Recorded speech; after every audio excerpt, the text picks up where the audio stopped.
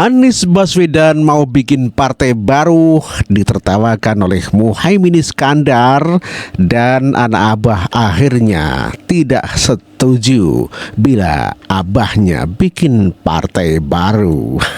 Kalau masuk partai, pertanyaannya, partai mana yang sekarang tidak tersandra oleh kekuasaan? Nah, jangankan dimasuki, mencalonkan saja terancam. Agak berisiko juga bagi yang mengusulkan. Jadi ini adalah sebuah kenyataan nih. Jadi kita lihat aja ke depannya. Apakah lalu akan buat partai politik baru?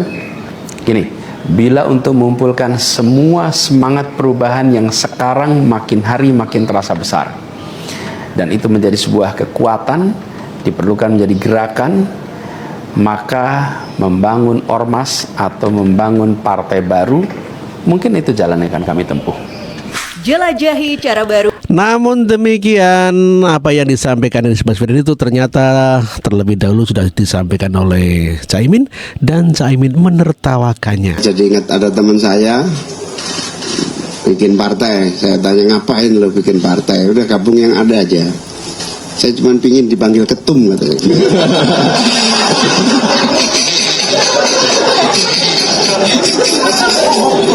Jadi alhamdulillah kita sama-sama ketum ini, jadi sudah nggak perlu bikin partai lagi. Ya, itulah tertawanya Caimin yang kelihatannya menertawakan Anies Baswedan yang mau membentuk partai baru. Padahal Anies Baswedan adalah merupakan calon wakil presidennya pada saat Pilpres kemarin 2024 yang akhirnya jadi gagal untuk maju atau tidak menang melawan Prabowo Subianto, Gibran Rakabuming Raka. Dan akhirnya anak abah tidak setuju apabila Anies Baswedan membuat partai. Ya, kita dengarkan apa alasannya kok tidak setuju. Anies mau diriin partai, menurut saya jangan Mas Anies. Kenapa Mas Anies jangan diriin partai dulu? Ini dua alasan saya. Pertama, Mas Anies, diriin partai itu butuh nama besar. Contoh, Bapak Yusril Iza Mahendra dan Bapak Amin Rais diriin partai PBB dan Partai Umat. Nama besar mereka aja tuh tidak bisa membuat partai mereka itu besar. Gitu ya. Menurut saya, Mas Anies kalau dibandingin sama Bapak Yusril sama Bapak Amin Rais, namanya masih kalah jauh. Gitu ya. Jadi menurut saya jangan diriin partai, Mas Anies. Alasan kedua nih Mas Anies, diriin partai itu butuh waktu lama. Nah, Mas Anies kan mau jadi presiden tahun 2029. Kalau diriin partai sekarang, itu mau kapan jadi presidennya? Pak Prabowo aja bikin partai Gerindra itu tahun 2008. Tahun 2009 baru dapat 4% suara aja. Baru jadi presiden 16 tahun kemudian. 16 tahun gitu ya. Mas Anies mau kapan jadi presidennya kalau diriin partai sekarang? Menurut saya mending gabung partai politik aja, nggak usah jadi ketum. Tapi pastiin Mas Anies diusung jadi presiden. Semoga pendapat saya didengar ya sama Mas Anies. Ya, itulah pendapat anak abah yang tidak setuju apabila abahnya membuat partai. Hal yang sama juga sebetulnya sudah disampaikan oleh Caimin, bahwa untuk apa bikin partai politik ya, tentu saja perlu waktu dan biaya. Dan ternyata warga malah menertawakan Anies Baswedan mau bikin ketum dikarenakan hanya ingin dipanggil Pak Ketum. Pak Anies bikin partai guys, akhirnya nanti dipanggil Pak Ketum, Ketum Anies. Kemudian ada yang usul supaya saya masuk partai atau bikin partai politik. Kalau masuk partai, pertanyaannya, partai mana yang sekarang tidak tersandra oleh kekuasaan? Maka membangun ormas atau membangun partai baru, mungkin itu jalan yang akan kami tempuh. Halah Pak Anies, banyak kali ceritanya. Kemarin di Pilpres Pak Anies diusung, didukung oleh partai-partai besar, Partai Nasdem, PKB, PKS. Nggak ada statement-statement menjelekkan seperti ini. Sekarang di Pilkada Jakarta, nggak ada partai politik yang mau sama Pak Anies. Terus Pak Anies ngomong, partai politik mana yang sekarang tidak tersandra oleh kekuasaan? Alah, banyak kali cerita. Oh, Pak Anies ingat nggak kemarin ya, kampanye Akbar Dijis pada saat Pilpres, Pak Anies puji-puji Pak Surya Paloh. Terima kasih Bang Surya Paloh yang sudah membukakan pintu perubahan melalui jalur politik. Di saat partai-partai lain disandra oleh kekuasaan. Sekarang ketika Nasdem beralih ke Pak Prabowo, langsung semua partai tersandra katanya. Ketika diuntungkan kau puji, ketika kau tidak diuntungkan kau jelein. Memang si Abah ini ya. Sekarang Pak Anies bilang sok-sokan mau buat partai. Meyakinkan partai politik aja untuk mendukung dirinya maju di Pilkada Jakarta nggak mampu, ya. Sekarang mau sok-sokan bikin partai. Bikin partai itu susah, bos. Uang butuh banyak, butuh masa, butuh semua butuh, manis. Bikin partai itu tidak semudah beli ciki, ya tinggal bayar dapat dari minimarket. Susah, prosesnya Panjang sekali ya. Ya, saran saya Pak Anies jangan bikin partai baru dari nol. Susah, berat. Lebih bagus bikin negara sendiri, terus Pak Anies diangkat sama Anamba jadi presiden. Nah itu mudah, singkat, instan. Terima kasih. Wah.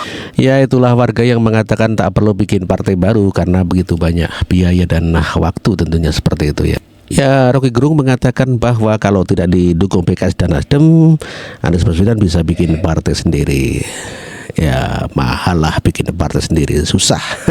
Yang kita bayangkan kan tetap partai-partai yang sekarang apapun itu adalah partai yang didesain untuk saling rebutan 20% threshold, dan itu yang tidak jujur sebetulnya. Dari awal juga kita FPN kasih kritik pada 3 kandidat itu, mau Gerindra, Nasdem maupun PDIP, tiga-tiganya itu secara etis melanggar prinsip presidensialisme karena menunggangi 20% yang biasanya tradisi parlamentarian kan. Apalagi yang 20% itu adalah tiket lama yang masih mau dipakai hanya untuk kepentingan administrasi itu.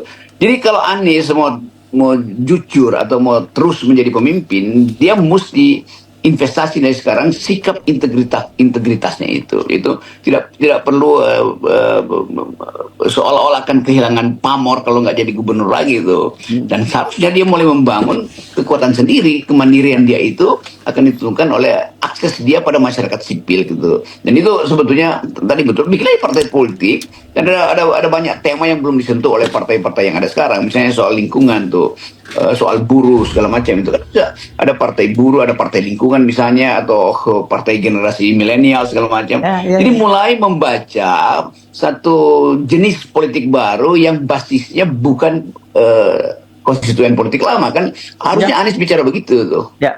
Dan sebenarnya modal Anies sudah ada ya, kalau kita lihat program dia yang cukup bagus pada waktu Desak Anies yang disambut oleh anak-anak muda berbagai kota. Kalau itu kemudian dikapitalisasi, itu kan jadi menarik, ini jadi satu gerakan politik berbeda saya kira dibandingkan dengan partai-partai politik yang ada yang banyak dikuasai oleh orang-orang tua dan dengan paradigma yang berbeda gitu. Ya itu yang ingin kita usulkan atau kita desakkan pada Anies. Jadi dia mulai berpikir dengan cara yang tadinya selama pemilu justru menguntungkan dia tuh. Demikian juga PDIP. Saya kira PDIP akan lakukan konsolidasi ideologi, pendidikan politik akan diperkuat, kaderisasi akan ditumbuhkan di daerah-daerah. Jadi kita lihat ada kelengkapan baru. Kendati dimenangkan oleh Mahkamah Konstitusi Pak Prabowo, tapi dia akan dibayang-bayangi oleh politik baru Anies, sebetulnya new kind of politics, itu anak muda dan green politics, dan politik ideologi dari PDIP yang kembali memperkuat dalil-dalil Soekarno, terutama tentang kesetaraan manusia, kerakyatan, dan humanisme internasional. Jadi bagus betul kalau Ibu Mega juga mulai set up satu pendidikan politik yang betul-betul berdasarkan pada ideologi yang kuat, tapi dengan tuntunan metodologi yang terandal. Itu intinya kan. Sehingga kekuasaan Pak Prabowo dan Gibran ini akan dibayang-bayangi oleh dua tokoh, yaitu Anies yang berupaya untuk ambil slot generasi muda, ambil slot environment, dan Ibu Mega yang akan ambil slot ideologi kerakyatan. Itu enak betul kan. Nah, Prabowo tentu akan ditandingi oleh dua stream ini, stream ideologi dari PDIP dan stream recent issues, isu-isu mutakhir oleh Anies. Ya. Karena bagaimanapun juga Anies ini tetap punya satu, kendati dia tidak, kalau sekarang ini dia kalah dalam pemilu kali ini, tapi tetap saja kalau dia bisa mengkapitalisasi ini walaupun tanpa dia harus menjadi kepala daerah, begitu ya Bung Rocky, ini sebenarnya punya potensi. Dan kalau kita lihat katakanlah sekarang Gibran yang menjadi wakil presiden, kan berarti nanti akan dia berhadapan tokoh-tokoh ya seperti sekelas Gibran, meskipun kendati di situ ada AHY dan sebagainya. Nah, kita tentu berharap yang begini ini, bibit-bibit semacam ini ya nggak berhenti sampai di situ saja, hilang begitu saja setelah Pilpres.